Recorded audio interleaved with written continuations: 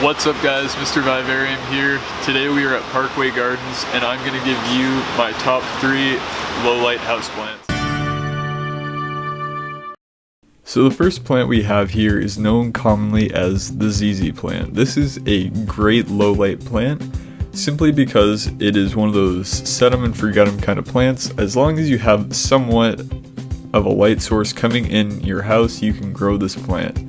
Now these guys don't need to be watered too often, probably in the winter time maybe once a month at the most, and in the summer times maybe 2 times a month. Now take a look at your soil because this is all relative to where you live.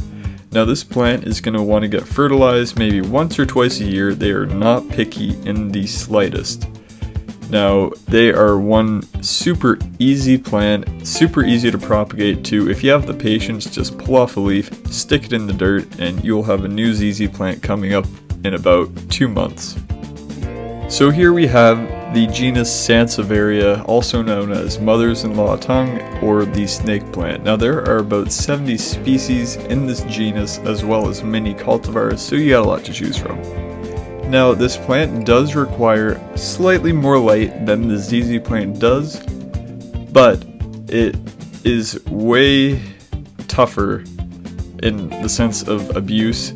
You can literally kick this plant in the face and it will come back happy. Now this plant needs hardly any fertilizer, maybe once a year it will be fine, and the same goes for watering. These guys can take more water, but they don't need it. Treat these guys like a succulent pretty much. When the soil is dry, give it a bit of water, but do not saturate it or it will rot out. And here is our last great low-light plant. This is called Epipremnum or the pothos. This plant can take extremely low light conditions. You don't really have to worry about overwatering this plant because it likes water, frankly. It comes from the tropics, but don't keep it too soggy or else you'll get root rot.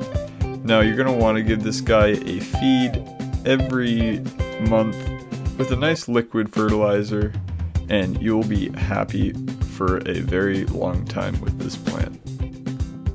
And there you have it guys, the top 3 low light houseplants. I hope you take these into consideration when getting your next plant. Now remember, low light does not mean no light guys. I hope you enjoyed this video.